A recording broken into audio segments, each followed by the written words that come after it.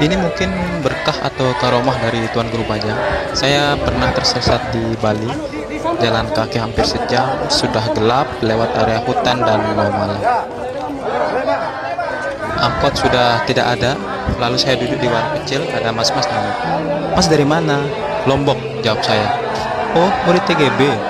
Saya merinding sekaligus kaget, padahal saya cuma nyebut Lombok gitu, belum nyebut nama beliau atau Tuan Guru Bajang.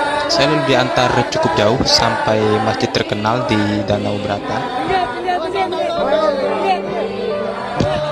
dan dia menolak dibayar. Ketika saya tanya agama, dia tidak Islam, tapi sering dengar ceramah TGB. Saya baru sadar, barokah dakwah kebangsaan TGB ternyata sudah merambah ke murid-muridnya dan bahkan orang luar Islam.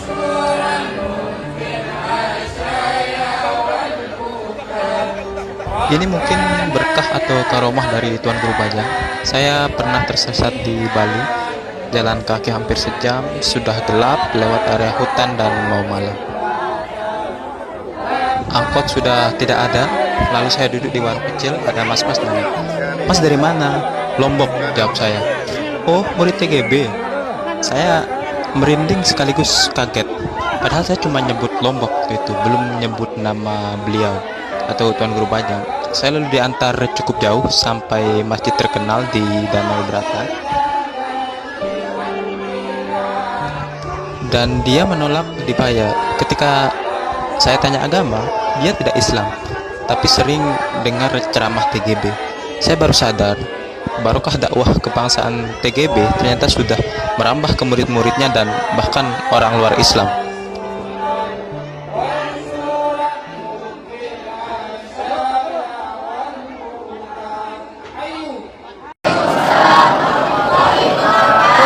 Alhamdulillah wa kafa wa salatu wassalamu ala nabiyil mustafa mujtaba sayyidina maulana Muhammad wa ala alihi wa ashabihi wa lisidqi wal wafa wa man tabi'ahu bil wafa ila yaumil wafa, amma ba'd.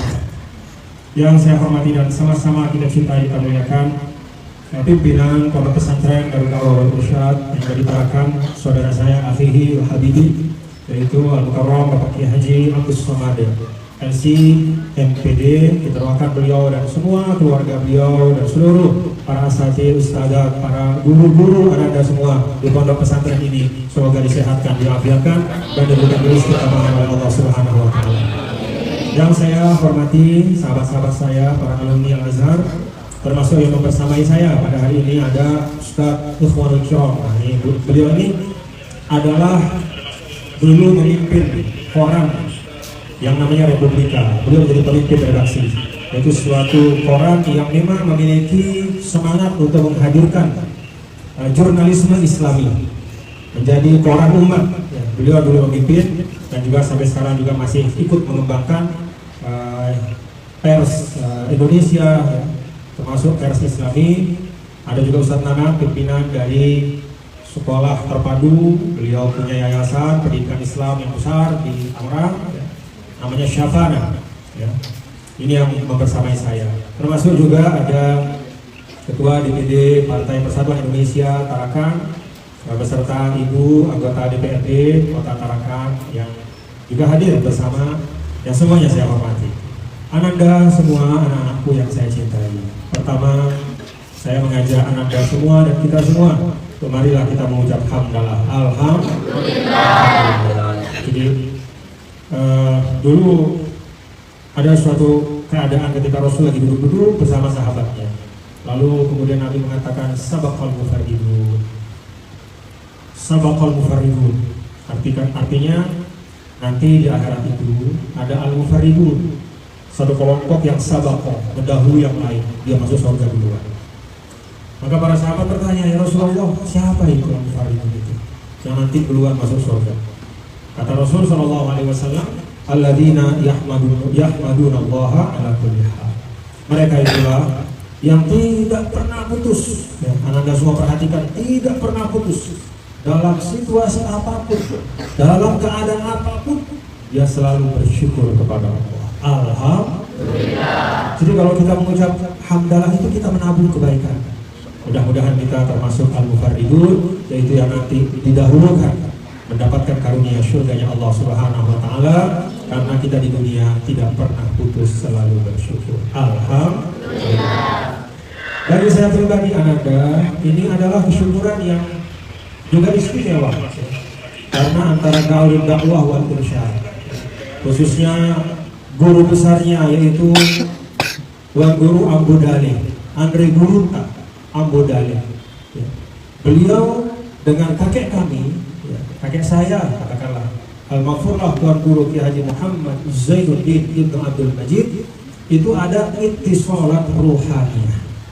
Jarang jumpa tapi saling mendoakan. Secara fisik jarang bertemu, tetapi secara batin tidak pernah putus. Lombok dengan Sulawesi, antara Darul Dakwah wal Irsyad dengan Nahdlatul Wathon Diniyah Islamiyah, itu hubungan yang kuat. Karena itu saya kemari juga bukan sekedar menyambung hubungan dengan Al-Mukarram Kiai Haji Abdus Samad sebagai sesama Azhari, tidak hanya itu, tapi juga saya niatkan ini menyambung hubungan silaturahim antara orang tua kami, guru-guru. Mudah-mudahan diterima oleh Allah Subhanahu. Amin. Jadi waktu diberitahu nanti ditarakan selain ada muskarwil, kita nanti ke pondok pesantren Darul Dakwah wal Irsyad, saya tidak ada ragu-ragu, tidak menunggu mikir-mikir, saya langsung mengatakan siap. Karena Darul Dakwah wal Irsyad dan Nahdlatul Wathon Diniyah Islamiyah itu dua nama yang berbeda, tapi satu visi dan satu arah perjuangan. Anak-anak semua, jadi kesyukuran ini kan begini, ya. Dalam Islam kesyukuran itu tidak boleh berhenti. Tidak hanya tasyakur, tapi juga tazakkur dan tafakkur. Kalau tazakkur itu ke belakang, kalau tazakkur itu ke belakang, mengingat, artinya orang tua kita. Kalau tafakkur itu dia menyeluruh ke belakang dan juga ke depan. Maka kepada Ananda semua, saya mengajak untuk kita tazakkur dan tafakkur. Artinya apa? Mari kita mengenal, ya, Ambodale seperti apa perjuangannya, apa yang diwariskan kepada kita semua, termasuk Maulana Syekh Tuan Guru Kiai Haji Muhammad Zainuddin Abdul Majid, pahlawan nasional, apa yang diwariskan kepada kita semua. Paling tidak ada 3 hal. Pertama, hubbudin, cinta agama. Benar kan? Guru-guru kita mengajarkan kita cinta agama kan? Beliau mengajarkan kita untuk hubbuddin, cinta agama. Dalam arti agama ini kita jadikan sebagai pedoman, kita jaga, kita rawat, kita pelihara. Kita pelihara tidak kalah seperti atau dibanding kita memelihara anggota badan kita. Selalu kita jaga dan kita rawat. Kita tunaikan tuntunan-tuntunannya dengan agama, tuntunan-tuntunan dengan baik. Perintah sholat 5 waktunya kita tunaikan, itu cara kita cinta agama. Perintah untuk bersilaturahim kita tunaikan, itu juga cinta agama. Tuntunan-tuntunan agama kita untuk pribadi maupun untuk kehidupan sosial. Yang kedua yang diwariskan oleh guru-guru kita itu adalah hubbul wathon, cinta bangsa kita, tanah air. Jadi tanah air ini Ananda bukan hanya sekedar tanah yang kita injak, tapi tanah air ini adalah sejarah kita. Tanah air ini adalah orang tua kita. Tanah air ini adalah tempat kita beribadah. Jadi kalau kita bilang cinta tanah air, itu artinya kita mencintai tempat di mana di situ kita bisa beribadah kepada Allah. Kan tempat kita sujud ini tanah yang namanya tanah Indonesia, benar tak? Anak-anak benar tak? Ananda meletakkan keningnya ketika bersujud itu di mana? Di tanah yang namanya Indonesia, benar? Maka mencintai Indonesia adalah sesungguhnya juga sama dengan mencintai agama. Karena itu guru-guru kita mengajarkan pertama cinta agama, yang kedua cinta negara dan bangsa, dan yang ketiga yang diajarkan oleh guru-guru kita adalah hubbul ilm, cinta kepada ilmu pengetahuan. Nah, Ananda semua, guru-guru kita mewariskan 3 hal. Selain banyak hal-hal yang lain, apa yang mereka lakukan? Apa yang mereka lakukan? Yang mereka ajarkan kepada kita untuk meneruskan 3 hal yang diajarkan oleh guru-guru kita. Bagaimana kita meneruskannya? Kita sudah tahu kita diajar cinta agama. Kita sudah tahu bahwa kita diajarkan cinta negara. Kita sudah tahu bahwa kita diajarkan cinta ilmu pengetahuan. Apa yang mesti kita lakukan?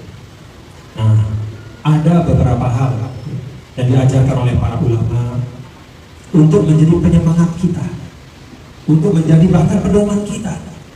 Pertama, ada istilah ulama al-harokah barokah, bahwa kalau mau dapat keberkahan dalam hidup, maka Ananda harus bergerak. Ini saya mau tanya, Ananda di sini nyantri nggak di dalam? Di asrama nggak? Mana yang di asrama angkat tangan? Semuanya. Artinya kalau di asrama itu meninggalkan rumah sendiri nggak? Tinggal di asrama sama orang tua atau pisah dari orang tua? Itu harokah namanya. Ananda bergerak dari rumah menuju ke pesantren ini, meninggalkan rumah di mana di situ katakanlah bisa nyaman sama orang tua, bisa tiduran setiap saat, pindah ke pesantren ini selama beberapa tahun untuk menuntut ilmu. Al-harokah barokah. Dengan Ananda bergerak dari rumah ke pondok ini, tinggal di asrama, itu insya Allah akan membawa berkah untuk Ananda semua. Apa berkahnya? Dapat ilmu. Dapat ilmu apa enggak? Dapat ilmu apa enggak? Dapat pendidikan apa enggak? Semakin tahu cara beribadah apa enggak? Kalau kata Imam Syafi'i, lihat ya, coba Ananda lihat, ada air yang jernih sekali, air murni, tapi dia ditaruh di satu pot, ditaruh di satu ember, air murni, katakanlah misalnya air aqua, dia murni dan bagus sekali kualitasnya, tapi dia ditaruh di satu pot, tidak ada jalannya mengalir, didiamkan di pot itu. Seminggu masih murni, 2 minggu murni, 3 minggu masih murni, lama-lama air itu pasti akan berlumut dan terus. Itu air yang bersih kalau dia tidak mengalir, dia tidak bergerak. Sebaliknya di sungai kita lihat, walaupun sungai itu mohon maaf, kadang-kadang oleh manusia dibuang kotoran di sungai. Kadang-kadang ada potongan kayu, ada lumpur, ada batu, tapi karena airnya jalan terus mengalir, maka sungai itu pasti akan tetap memberikan kejernihan. Jadi dengan kita bergerak, maka kita akan mendapatkan ilmu. Ketika kita bergerak, maka kita akan mendapatkan kebaikan. Bahkan bukan hanya mendapatkan kebaikan untuk diri kita sendiri, kita bisa memberikan manfaat untuk orang. Jadi yang pertama, al-harokah barokah. Ananda harus selalu bergerak. Kalaupun di pondok ini, di asrama, tapi Ananda menggerakkan pikiran. Bagaimana menggerakkan pikiran? Baca buku. Kalau kita baca buku misalnya ya, misalnya Ananda baca buku karangan siapa misalnya? Karangan Imam Syafi'i misalnya. Apa artinya ketika Ananda baca karangan Imam Syafi'i? Seakan-akan Ananda pergi ke tempat beliau mengajar dan duduk bersimpuh di depannya mengaji langsung dari beliau. Itu artinya kalau kita baca kitab seorang ulama, seakan-akan kita hadir di majelis. Kalau kita baca kitab hadis, seakan-akan kita duduk di majelis dan mendengarkan tuntunan Nabi besar Muhammad SAW. Itulah perjalanan pikiran kita. Walaupun badan kita tetap dengan baca buku, seakan-akan kita berkelana dengan pikiran kita, duduk dan hadir di majelis-majelis para ulama. Kalau kita baca tulisan Buya Hamka misalnya, itu seakan-akan kita duduk bersimpuh di depan beliau. Kalau kita baca buku karangan Andre Guruta Anggodali, seakan-akan kita langsung berduduk di depan beliau. Ananda semua jangan diam, selalulah bergerak. Gerakkan pikiran Ananda untuk mendapatkan ilmu-ilmu yang bermanfaat. Yang kedua, taqdimul aham fal aham, mendahulukan yang prioritas dibandingkan yang tidak penting. Ini prinsip para ulama. Jadi Ananda punya waktu berapa jam sehari? Berapa jam sehari? 24 jam. Tidurnya berapa jam?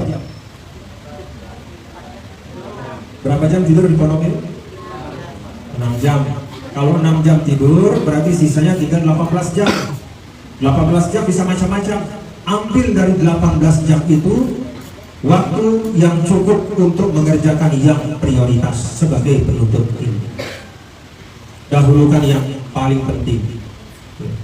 Jadi kalau pelajaran yang saya ambil ini, Ananda semua perhatikan ya. Pelajaran yang saya ambil ketika usia sudah seperti ini, tidak ada orang yang menyesal karena kurang bermain waktu kecil. Yang ada adalah orang menyesal karena kurang belajar waktu kecil. Tidak ada orang yang menyesal kurang main. Tidak ada yang kita sudah tua misalnya seperti saya, aduh coba saya dulu main banyak-banyak. Tidak ada. Tapi yang sering terjadi apa? Aduh coba saya rajin belajar dulu. Aduh coba saya tekun seperti teman itu. Aduh coba saya sungguh-sungguh. Tidak canda-canda tapi benar-benar belajar dengan sungguh-sungguh. Tidak ada orang yang menyesal karena kurang bermain. Yang terjadi adalah seringkali orang menyesal karena kurang belajar dan sungguh-sungguh menuntut ilmu. Karena itu, mumpung Anda semua masih pada usia menuntut ilmu, tekunlah belajar. Pegang prinsip taqdimul aham fal aham. Dahulukan yang penting, jangan ngurus yang gak penting. Dahulukan yang penting, jangan ngurus yang gak penting. Dan sebagai penuntut ilmu, yang paling penting tentu saja adalah belajar. Yang ketiga adalah memastikan agar kita bisa punya waktu yang kita sendiri mendapatkan manfaat dan kita bisa memberikan manfaat kepada orang lain. Coba saya tanya sekarang, mana lebih bagus, lebih mulia? Ini contoh sederhana, sholat sunnah 2 rakaat di dalam kamar kita, atau gotong royong membersihkan asrama? Mana yang bagus? Lebih bagus. Sholat sunnah di dalam kamar asrama, Allahu Akbar. Ada kiainya, ayo mari kita gotong royong di luar bersihkan selokan supaya asrama kita bersih, tidak ada sumber penyakit. Saya nggak mau bersihkan. Mendingan saya sholat sunnah 2 rakaat. Mana lebih bagus? Sholat sunnah 2 rakaat atau membersihkan asrama bersama teman? Kenapa? Kenapa? Kebersihan sebagian dari iman. Karena kalau sholat sunnah itu kebaikannya hanya untuk sendiri, sedangkan kalau membersihkan asrama bersama-sama maka manfaatnya untuk semua penghuni asrama. Kata ulama apa? Kullama kana al-amalu a'da naf'an kana afdal. Kalau amal itu lebih luas manfaatnya, maka dia menjadi amal yang lebih dibanding amal yang lain. Paham anak-anakku ya? Jadi kalau Pak Kiai Al-Mukarram, Kiai Abdul Samad mengajak, ayo kita bersama-sama gotong royong bersihkan asrama, tinggalkan dulu sholat sunnahnya. Kenapa? Karena pada gotong royong itu pahalanya jauh lebih besar. Kenapa? Maslahatnya untuk semua. Paham anak-anakku ya? Itu yang disebut dengan kita mendahulukan apa yang memberikan kemanfaatan kepada orang lain. Dan itu juga contoh dari guru-guru kita, ketika mereka dulu misalnya Darul Dakwah wal Irsyad, ada kiai-kiai, contoh yang lain kiai-kiai misalnya di Jakarta. Ada, saya kenal seorang kiai di Jakarta. Kiai di Jakarta itu orang kaya. Dia punya tanah banyak dan besar. Tanahnya itu adanya di tempat yang harganya mahal. Ditawar oleh orang yang punya uang. Pak Kiai, jual tanahnya dia, saya beli semeter sekian juta, tapi dapat sekian puluh miliar, sekian ratus miliar. Pak Kiai itu tetap tidak mau. Kenapa? Dia memilih untuk tetap merawat pondok pesantrennya di situ. Ada yang nanya terus, kiai yang lain, Kiai, kenapa nggak mau diambil, jual aja di sini tanahnya? Nanti kan bisa beli tanah yang lain tuh jauh-jauh, terus kemudian nanti bangun pondok pesantren di sana, kan dapat pahala juga. Di sini pondok, di sana pondok. Kemudian kalau di sini dijual, dapat duit banyak. Apa kata kiai itu? Oh, saya nggak mau, karena untuk masyarakat di sini, pondok pesantren saya ini menjadi tumpuan harapan mereka. Kalau saya jual tanahnya, saya dapat uang, mereka kehilangan tempat belajar. Kalau saya bikin pondok yang lain jauh, nanti yang di sini belajar nggak mungkin pergi ke tempat yang jauh. Maka saya pilih tetap pondok saya. Walaupun saya kehilangan kesempatan untuk mendapatkan ratusan miliar, tapi insya Allah saya tidak kehilangan kesempatan untuk mendapatkan berkah dari Allah Subhanahu Wa Taala. Kemudian itu bukan hanya dia pikir bukan bagaimana supaya saya sendiri yang dapat kebaikan, tidak. Tapi yang dia pikirkan, Bagaimana supaya ada kemanfaatan umat. Nah, ini saya minta Ananda semua ingat-ingat ya pelajaran dari guru-guru di sini, termasuk dari Al-Mukarram Kiai Haji Abdus Somad dan yang lain-lain. Dahulukan kepentingan orang banyak dibanding kepentingan kita sendiri. Kalau kepentingan orang banyak sudah tercapai, maka insya Allah kepentingan kita juga akan ikut tercapai. Kalau Indonesia misalnya sudah sejahtera, maka kita pasti sudah sejahtera. Tapi kalau hanya pikirkan dirinya saja sejahtera, maka bisa jadi Indonesia ini tidak bisa sejahtera karena masing-masing hanya memikirkan diri sendiri. Nah, Ananda di pondok pesantren diajar untuk memikirkan bersama-sama. Kan di asrama bareng-bareng ya. Anak-anak bersama-sama di pondok pesantren ya, di asrama sama-sama membersihkan pondok, sama-sama merawat, merapikan, belajar bersama. Itu pelajaran tentang bagaimana pentingnya kita bersama. Saya berharap pelajaran ini dibawa terus, nilai ini dibawa terus, dan Ananda insya Allah keluar dari Darul Da'wah wal Irsyad ini melanjutkan pendidikannya kemana saja Ananda mau, dalam keadaan hati Ananda semua sudah penuh dengan nilai-nilai perjuangan insya Allah. Mudah-mudahan mau jadi apa saja bisa insya Allah. Saya tahu banyak tamatan dari DII Darul Da'wah wal Irsyad itu menjadi orang-orang hebat. Tidak hanya lingkup lokal, bahkan lingkup nasional, bahkan juga lingkup internasional. Banyak ulama-ulamanya, banyak cendekiawannya, banyak usahanya, banyak ilmuannya. Insya Allah Ananda juga akan menjadi bagian dari itu semua. Demikian yang dapat saya sampaikan.